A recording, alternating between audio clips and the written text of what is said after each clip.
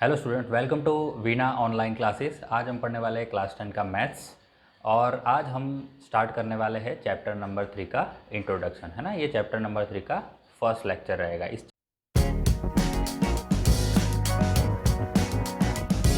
Chapter में हम क्या क्या सीखने वाले हैं ये उसका लिस्ट है, बट आज के लेक्चर में हम सिखाएंगे कि जो linear equation in two variables होते हैं उसका स्टैंडर्ड फॉर्म कैसा होता है, और दूसरा हम लीनियर इक्वेशन को बनाना सीखेंगे, है ना। How to form linear equation, यानी थियोरी रहेगी, वो थियोरी को हम क्या करेंगे, मैथमेटिकल इक्वेशन में कन्वर्ट करना सीखेंगे।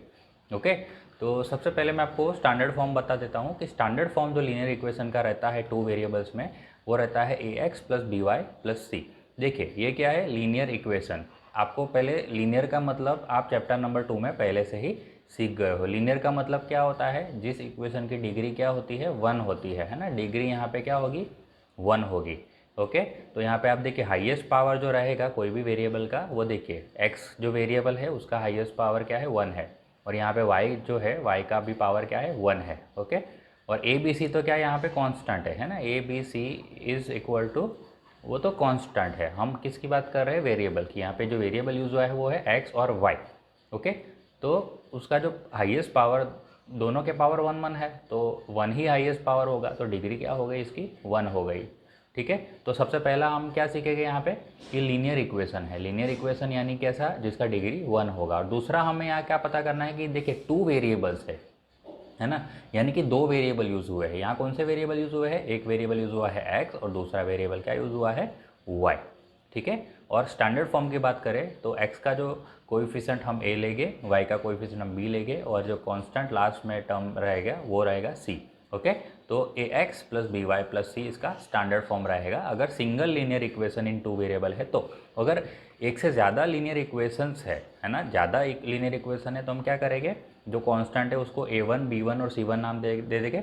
ओके, तो a1x plus b1y plus c1, और दूसरा इक्वेशन रहेगा वो रहेगा हमारा a2x plus b2y plus c2 equal to 0। ये हमारा स्टैंडर्ड फॉर्म रहेगा इक्वेशन का। ओके, क्योंकि देखिए यहाँ पे ए बी सी, फिर यहाँ पे डी ई एफ यूज़ क्यों नहीं किया, क्योंकि ए टू जेड जो है वो जल्दी ख़त्म हो जाएंगे, है ना, तो फिर हम ज़्यादा इक्वेशंस नहीं बना सकते। इसलिए यहाँ पे क्या है, जो कांस्टेंट है उसको नंबरिंग देना स्टार्ट कर दिया है। तो a1 b1 c1, अगर दूसरा इक्वेशन बनाना है तो a2 b2 c2, और तीसरा बनाना है तो a3 b3 और c3।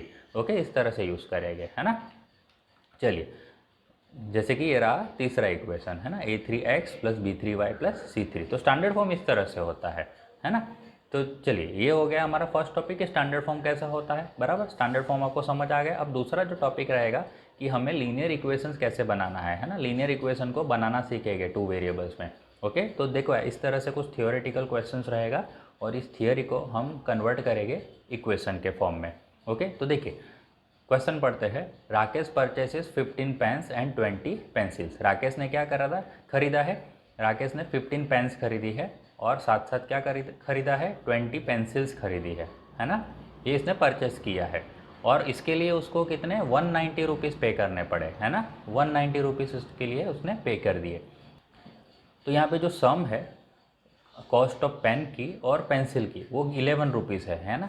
यानी एक पेन खरीदेगा प्लस पेंसिल खरीदेगा, एक पेंसिल और एक पेन, दोनों का जो सम रहेगा वो क्या रहेगा, 11 रुपीज़। ठीक है, तो अगर एक पेन की जो कॉस्ट है प्लस एक पेंसिल की कॉस्ट है वो 11 रुपीज़ रहेगी, तो ऐसा ये इक्वेशन में कैसे फॉर्म करेगा, जैसे कि मान लिया पेन 1 रुपीज़ की है तो पेंसिल 10 रुपीज़ की हो जाएगी, क्योंकि हमें यहाँ टोटल क्या पे कर रहे हैं, हम 11 रुपीज़ पे कर रहे हैं। ओके, या तो पेन 2 रुपीज़ की होगी तो पेंसिल 9 रुपीज़ की हो जाएगी। ओके, इसका मतलब ये क्या, जैसे कि 1 यहाँ फिक्स कर दिया तो यहाँ 10 ऑटोमेटिकली हो जाएगा।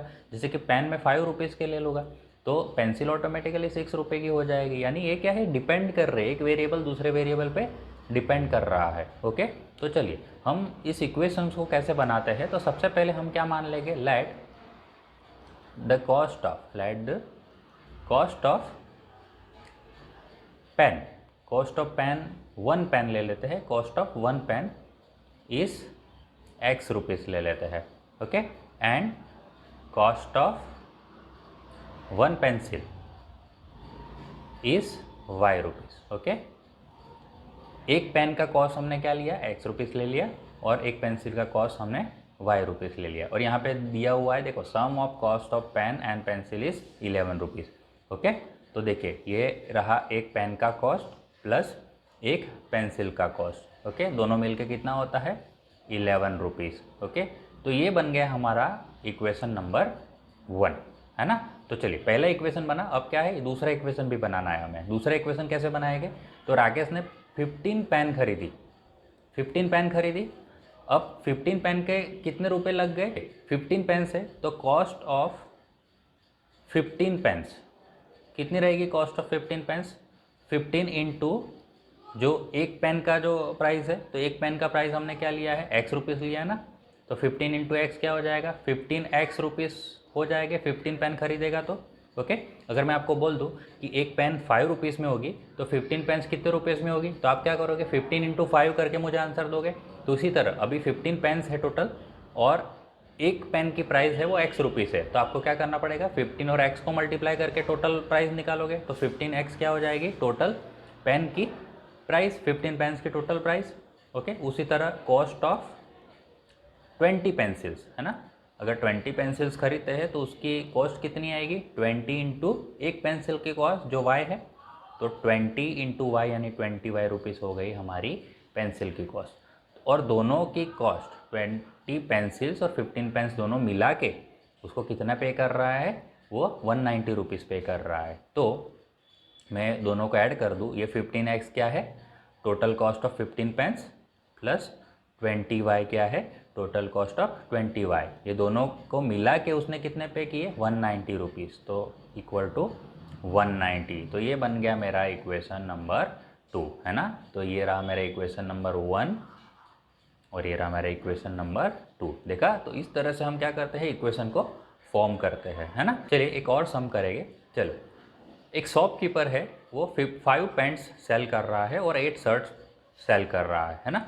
उसकी टोटल कॉस्ट कितनी पड़ रही है 3100 रुपीज़ पड़ रही है। ओके, और जो पेयर है cost of pair of pants and a shirt, तो कितना हो रहा है 500 रुपीज़, है ना। तो हम क्या कर लेते हैं, चलिए let cost of 1 pant is x rupees ले लेते हैं and cost of 1 shirt is why rupees, है ना। और दोनों जो पेयर है दोनों पेयर की टोटल प्राइस क्या हो रही है 500, है ना, यानी एक्स रुपीज़ ये हो गया हमारा एक पैंट का प्राइस प्लस वाई रुपीज़ हो गया मेरा एक शर्ट का प्राइस, है ना। तो शर्ट और पैंट दोनों को जो पेयर बन रही है उसका प्राइस हम कितना पे कर रहे हैं, तो एक्स प्लस वाई कितना हो जाएगा 500 हो जाएगा। तो ये बन गया हमारा इक्वेशन नंबर 1। अब देखिए, अब वो टोटल कितना सेलिंग कर रहा है 5 पैंट्स का सेल कर रहा है ना। तो देखिए कॉस्ट ऑफ 5 पैंट्स क्या हो जाएगा 5 इंटू एक्स हो जाएगा, क्योंकि 5 पैंट्स इंटू एक पैंट का जो प्राइस है वो, तो 5x रुपीज़ हो जाएगा, ठीक है। उसी तरह कॉस्ट ऑफ कितने शर्ट बेच रहा है वो 8 शर्ट बेच रहा है ना शॉपकीपर 8 शर्ट्स, तो 8 इंटू जो एक शर्ट की प्राइस हमने क्या ली है कॉस्ट कितनी ली है y रुपीज़ ली है, तो 8 इंटू वाई यानी 8y रुपीज़। ओके, जो टोटल सेल उसका हुआ है वो 5x सेल कर रहा है, यानी इतने रुपीज़ का वो पैंट्स बेच रहा है ना। 5 पैंट्स बेच रहा है, उसके प्राइस कितना हो जाएगा 5, उसका कॉस्ट हो जाएगा 5x और 8 शर्ट हो जो बेचेगा उसका जो कॉस्ट हो जाएगा 8y। तो 5x जो 5 पैंट्स का कॉस्ट रहेगा और 8y जो 8 शर्ट का कॉस्ट रहेगा, वो दोनों को मिला दे तो उसका कितना सेलिंग हो रहा है 3100 रुपीज़ का सेल हो रहा है। तो ये टोटल हो गया 3100 रुपीज़। ओके, तो ये बन गया हमारा इक्वेशन नंबर 2। ओके, तो ये इक्वेशन 1 देखिए बना और ये बन गया हमारा इक्वेशन नंबर 2, ठीक है। तो समझ आ रहा है कि इक्वेशन को कैसे फॉर्म करना है। चलिए और प्रैक्टिस करनी है ना, क्योंकि थ्योरी को मैथमेटिकल फॉर्म में कन्वर्ट करना थोड़ा मुश्किल रहता है, ट्रिकी रहता है, तो हमें थोड़ा प्रैक्टिस की ज़रूरत है इसमें। चलिए, ये क्वेश्चन क्या कहने की कोशिश कर रहा है कि father tales his son, father अपने बेटे को क्या बोल रहे हैं कि 5 years अगो 5 साल पहले I was 7 times as old as you were, I was 7 times as old as you were. Okay, कि जो 5 साल पहले मैं तेरे से कितना बड़ा था, 7 गुना बड़ा था, ओके। और आफ्टर 5 ईयर्स, 5 साल बाद, I will be 3 times as old as you will be. तो 5 साल बाद मैं, जो तेरी उम्र है उससे 3 गुना बड़ा होगा, है ना, मैं तेरे से 3 गुना बड़ा होगा। तो चलिए इसको कैसे हम कन्वर्ट करेंगे। तो सबसे पहले देखिए, let the current age of father, अभी की जो एज है फादर की वो x ईयर्स बोल देते हैं, x ईयर्स, एंड और उसके बेटे की current age of son is y years, okay. तो x ईयर्स हो गए अभी फादर की एज और y ईयर्स हो गए उसके बेटे की एज, है ना। तो अब क्या पहले बोल रहा है कि 5 ईयर्स अगो, 5 साल पहले। तो देखिए 5 ईयर्स अगो क्या होगा, 5 years ago, 5 years ago age of father, 5 साल पहले फादर की एज कितनी हो जाएगी, 5 ईयर्स पहले। तो जो अभी की एज है x और -5 कर देंगे तो इतने साल हो जाएगी फादर की एज। और उसी तरह एज ऑफ सन की बात करें तो एज ऑफ सन कितनी हो जाएगी, जो सन की अभी की एज है y और 5 साल पहले उसकी एज क्या हो जाएगी, y-5, है ना। दोनों की उम्र में 5-5 कम कर दिए, क्योंकि 5 साल पहले दोनों की उम्र -5 हो जाएगा, है ना, 5 साल कम हो जाएगा दोनों की एज में से, अभी की एज में से। तो अभी की एज जो फादर की है वो है x, तो 5 साल पहले उसकी एज हो जाएगी x-5, और सन की अभी की एज है y और 5 साल पहले उसकी एज हो जाएगी y-5। अब फादर क्या बोल रहे हैं यहाँ पे कि 5 साल पहले क्या होगा, I was 7 times as old as you were, 7 गुना बड़ा होगा तेरे से। तो ये कैसे, देखो अभी मैं क्या कर रहा हूँ, देखो दोनों एज को इक्वल कर देता हूँ, x-5, ये दोनों की एज इक्वल मान लेता हूँ 5 साल पहले, ओके। बट इक्वल तो है नहीं, क्या बोल रहे, फादर 7 टाइम्स बड़े हो गए, 7 टाइम्स, यानी ये 5 साल पहले की एज जो फादर की है वो कितनी, 7 गुना बड़े है, यानी ये 7 गुना, ये LHS 7 गुना बड़ा है। अगर LHS 7 गुना बड़ा है तो मैं 7 अगर यहाँ मल्टीप्लाई कर देता हूँ, है ना, 7 टाइम्स, क्योंकि पहले से ये LHS बड़ा है और उसमें आप 7 मल्टीप्लाई कर रहा हो तो आप LHS को और बड़ा कर रहे हो, और इक्वेशन क्या हो जाएगा, ये इक्वल नहीं मेंटेन होगा, है ना, क्योंकि ये पहले से बड़ा है। तो इक्वालिटी में लाने के लिए 7 हमें यहाँ पे मल्टीप्लाई नहीं करना है ना, 7 हमें 7 हमें कहाँ मल्टीप्लाई करना है, RHS में, क्योंकि ये LHS पहले से 7 गुना बड़ा है, ओके। क्योंकि क्या बोला है, फादर ने बोला है कि मैं 5 साल पहले 7 गुना तेरे से बड़ा होगा, 7 गुना मेरी उम्र ज़्यादा होगी, ओके, 7 गुना होगी तेरे से उम्र। तो ये LHS पहले से 7 गुना है, तो हम क्या करेंगे, वो 7 टाइम्स RHS में मल्टीप्लाई कर देंगे। RHS में क्यों मल्टीप्लाई करेंगे, क्योंकि ये 7 टाइम्स पहले से बड़ा है, इसमें RHS में 7 टाइम्स मल्टीप्लाई करेंगे तो वो इक्वालिटी, जो इक्वेशन का बैलेंस है वो मेंटेन होगा, है ना, समझ आ रहा है। तो यहाँ पे गलती क्या करते हैं लोग कि 7 LHS में मल्टीप्लाई कर देते हैं, फादर की एज में 7 मल्टीप्लाई कर देते हैं, बट आप ये नहीं समझ रहे कि जो फादर की एज है वो पहले से 7 टाइम्स है, ओके। तो सन की एज 7 टाइम्स कम है, 7 टाइम्स, यानी या तो आप क्या करो, फादर की एज को 7 से डिवाइड कर दो तो सन की एज बराबर हो जाएगी, या तो सन की एज में 7 गुना कर दो, है ना, तो वो इक्वालिटी मेंटेन हो जाएगी, ठीक है। तो x-5 और ये 7 है वो अंदर मल्टीप्लाई हो जाएगा y के साथ और 5 के साथ, तो 7y - 7×5 = 35। सो x और ये जो 7y है LHS में आएगा तो -7y हो जाएगा, ठीक है। और -5 है वो वहीं पे रहेगा, और -35 भी LHS में आ जाएगा तो +35 बन जाएगा = 0, ठीक है। तो x - 7y और -5 + 35 होता है +30 = 0, ठीक है। तो यह बन गया हमारा इक्वेशन नंबर 1, है ना, ये हमारा इक्वेशन नंबर 1 बन गया। और अब क्या बोल रहे हैं वो कि दूसरा इक्वेशन बनाना है हमें, है ना, कि 5 साल बाद, आफ्टर 5 ईयर्स। तो देखिए 5 ईयर के बाद क्या हो जाएगा, after 5 year, after 5 years, after 5 years क्या हो जाएगा, age of father, age of father क्या हो जाएगी, अभी की एज x है और 5 साल बाद x+5 हो जाएगा। और उसी तरह एज ऑफ सन जो है, अभी सन की एज y है और 5 साल बाद वो बन जाएगा y+5, ठीक है। तो देखिए यहाँ पे अगर मैं 5 साल बाद दोनों की एज इक्वल मान लेता हूँ, ये इक्वल मान लिया मैंने, बट इक्वल तो होगी नहीं। वो क्या बोल रहे 5 साल बाद एज क्या होगी, जो फादर उसको बोल रहे कि वो 3 गुना बड़े हो गए, है ना, 3 टाइम्स। तो 3 टाइम्स कौन बड़े है, x+5। ये जो फादर की एज है वो 3 टाइम्स ऑलरेडी है, तो हमें क्या करना है, 3 टाइम्स सन को बड़ा करना है, यानी सन की एज में 3 टाइम्स मल्टीप्लाई करना है, तो जो इक्वेशन है वो इक्वल बन जाएगा, है ना, अदरवाइज इक्वेशन बैलेंस नहीं होगा।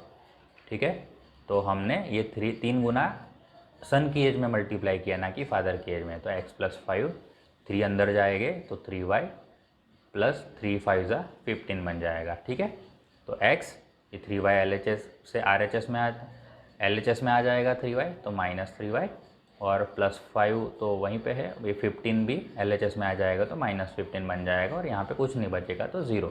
तो x माइनस 3y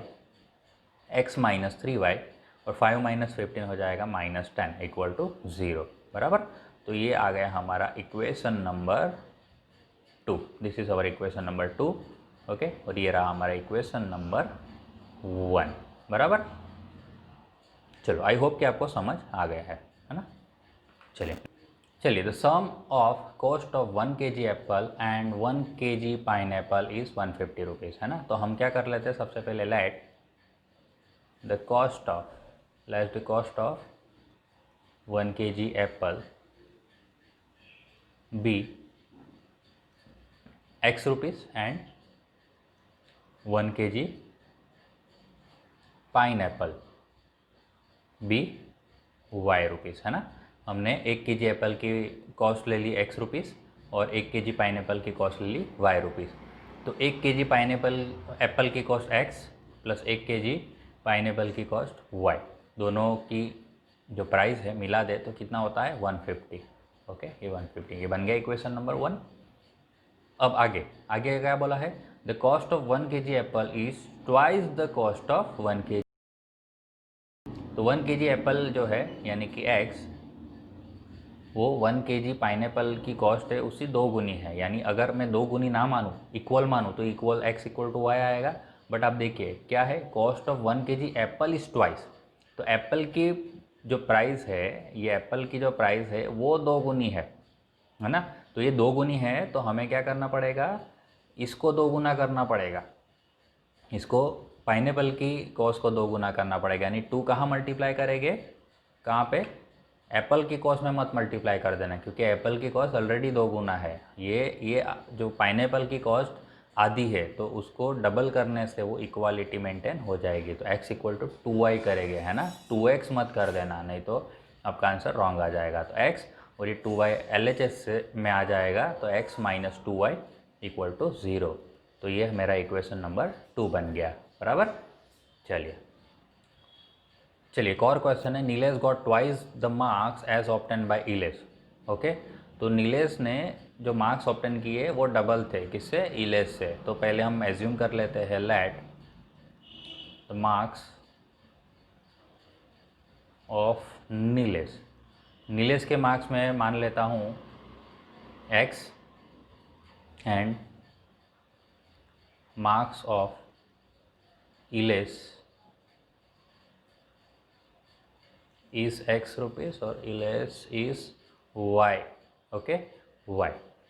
तो नीलेश के मार्क्स मैंने x मान लिए और इलेश के मार्क्स मैंने y मान लिए। ओके, तो अब क्या बोल रहे हैं, इक्वल तो है नहीं, है इक्वल तो है नहीं, क्या है, नीलेश के मार्क्स डबल है, यानी डबल कौन है, ये x जो है वो डबल है, पहले से डबल है, तो किसको डबल करना पड़ेगा, इलेश के मार्क्स को। तो x इक्वल टू 2y हो जाएगा, तो x minus 2y equal to 0। ये मेरा इक्वेशन नंबर 1 बन गया। और दूसरा हमें आगे क्या है कि sum of marks as obtain by them is 135। Sum of marks यानी नीलेश के मार्क्स x और इलेश के मार्क्स y, दोनों के मार्क्स अगर मिला दे तो कितने बनते हैं 135। तो x plus y equal to 135। This is our equation number 2, है ना, इक्वेशन नंबर 1, इक्वेशन नंबर 2। चलिए, length of rectangle is 4 less than thrice of its breadth. Okay, तो लेट हम क्या मान लेते हैं, लेट लेंथ ऑफ रेक्टेंगल हम मान लेते हैं x, ओके, यूनिट, एंड हम ब्रेड्थ मान लेते हैं, breadth of rectangle be y unit. Okay, अब क्या है, एक्स जो लेंथ है वो क्या है, 4 लेस है, 4 कम है, किस में से, थ्राइस ऑफ ब्रेड्थ, यानी थ्राइस ऑफ ब्रेड्थ कर दिया, यानी 3 इंटू वाई कर दिया, और उसमें से 4 कम यानी -4, x equal to 3y -4। Okay, तो x ये 3y आ जाएगा LHS में, तो -3y, और -4 LHS में आ जाएगा तो +4 बन जाएगा। तो ये हमारा बन गया इक्वेशन नंबर 1। और है पेरीमीटर ऑफ रेक्टेंगल इज 110। तो पेरीमीटर क्या होता है, पेरीमीटर इज इक्वल टू, हमें पता है कि पेरीमीटर का फॉर्मूला क्या रहता है, 2 times length plus breadth, 2 times length plus breadth. Okay, तो 2 टाइम्स लेंथ प्लस ब्रेड्थ जो है इक्वल टू क्या दिया हुआ है, 110। ओके, 110 दिया हुआ है, तो ये 2 अंदर भेजेंगे तो 2x और प्लस 2y बन जाएगा इक्वल टू 110। तो 2x प्लस 2y, और ये 110 LHS में आ जाएगा तो -110 आ जाएगा। ओके, तो ये बन गया हमारा इक्वेशन नंबर 2, है ना। ठीक है, आसान है ये। चलिए, the sum of weights of a father and a son is 85 kg। तो हम क्या मान लेते हैं, चलिए फादर्स वेट मान लेते थे। कि अब शॉर्ट में करूँगा मैं, है ना, क्योंकि आपको थियरी आपको लिखनी है, मैं अब शॉर्ट में आंसर बता दूंगा कि फादर्स की जो वेट है, फादर्स की एज नहीं, वेट। ओके, फादर्स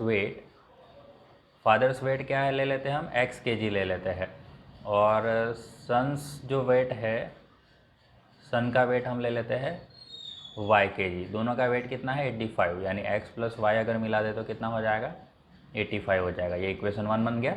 और दूसरा क्या बोल रहे हैं, weight of son is 1/4 of a weight of a father. चलिए, तो मैं क्या कर लेता हूँ, x इक्वल टू वाई कर लेता हूँ, दोनों का वेट इक्वल है ऐसा मान लिया, बट इक्वल तो है नहीं। ओके, तो अभी क्या बोला है, सन का जो वेट है वो 1/4 है ना, यानी ये जो सन का वेट है वो 1/4 है, पहले से 1/4 है, तो हमें क्या करना पड़ेगा, फादर के वेट को 1/4 करना पड़ेगा।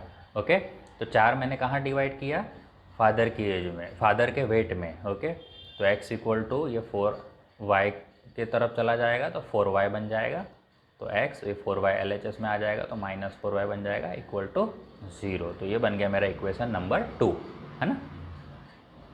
चलिए,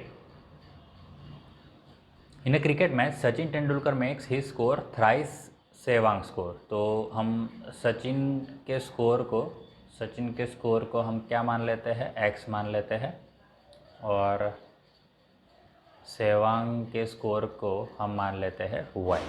अब देखिए, Sachin Tendulkar makes score thrice the Sehwag score, तो कैसे होगा, x इक्वल टू वाई पहले मान लेते हैं। सचिन का स्कोर थ्राइस है ना, सचिन का स्कोर 3 गुना है, तो सचिन का स्कोर पहले से 3 गुना है, तो हमें इक्वालिटी के लिए क्या करना पड़ेगा, सेवांग के स्कोर को 3 गुना करना पड़ेगा। तो ये बन गया x, और 3y LHS में आ जाएगा तो -3y। तो ये हमारा इक्वेशन नंबर 1 बन गया। अब both of them together makes a total score of 200, यानी ये सचिन का स्कोर प्लस सेवांग का स्कोर दोनों मिलके कितने हैं, 200 रन है, तो इक्वल टू 200। तो ये बन गया मेरा इक्वेशन नंबर 2, है ना, इक्वेशन 1 इक्वेशन 2, है ना, आसान। चलिए, लास्ट क्वेश्चन है आज का, कि एक कॉइन को हम टॉस कर रहे हैं कॉइन को, तो उसकी प्रोबेबिलिटी जो हेड आने की है तो क्या है, वो ट्वाइस है प्रोबेबिलिटी ऑफ टेल से, है ना। तो हम जो हेड आने की प्रोबेबिलिटी है उसको x मान लेते हैं, तो प्रोबेबिलिटी है ना, this is p of head, और प्रोबेबिलिटी ऑफ जो टेल आने की है उसको हम y मान लेते हैं। तो देखिए, अगर x इक्वल टू वाई मान लूँ तो दोनों हेड और टेल दोनों के आने की प्रोबेबिलिटी सेम हो गई, बट ऐसा है नहीं, हेड आने की प्रोबेबिलिटी ट्वाइस है। ओके, तो ये पहले से ट्वाइस है, तो हमें क्या करना पड़ेगा इक्वालिटी के लिए, टेल आने की प्रोबेबिलिटी को ट्वाइस करना पड़ेगा। तो ये इक्वेशन बन गया x इक्वल टू 2y, तो 2y LHS में आ जाएंगे तो -2y बन गए, तो इक्वेशन नंबर 1 बन गया। ठीक है, अब क्या है, the sum of both the probabilities, यानी हेड और टेल ये 1 है, तो प्रोबेबिलिटी ऑफ हेड x और प्रोबेबिलिटी ऑफ जो टेल है वो y इक्वल टू दोनों की प्रोबेबिलिटी हो गई 1। तो ये बन गया मेरा इक्वेशन नंबर 2। ठीक है, चलिए, तो आज का जो हमारा जो टॉपिक था कि हमें स्टैंडर्ड फॉर्म लीनियर इक्वेशंस इन 2 वेरिएबल्स के कैसे होते हैं वो मैंने बता दिया, और लीनियर इक्वेशंस कैसे फॉर्म करते हैं वो भी आज हमने बता दिया। ठीक है, तो अब नेक्स्ट जो लेक्चर है हम ग्राफिकल मेथड सीखेंगे, जिसमें हम ग्राफिकल में ग्राफिकल सॉल्यूशंस करेंगे, यूनिक सॉल्यूशन के लिए भी, इन्फिनिटली मैनी सॉल्यूशंस के लिए भी और नो सॉल्यूशंस के लिए भी। उसके लिए भी हम ग्राफ अलग अलग बनाएंगे। ओके, तो चलिए जुड़े रहिए हमारे चैनल के साथ और हमारे वीणा ऑनलाइन क्लासेस को सब्सक्राइब कीजिए, ताकि आप डेली जो लर्निंग के जो वीडियोस है वो आप रेगुलर बेसिस पे देख सके और हमसे कुछ सीख सके। ओके, तो अब मिलेंगे नेक्स्ट वीडियो में। थैंक यू, जय हिंद।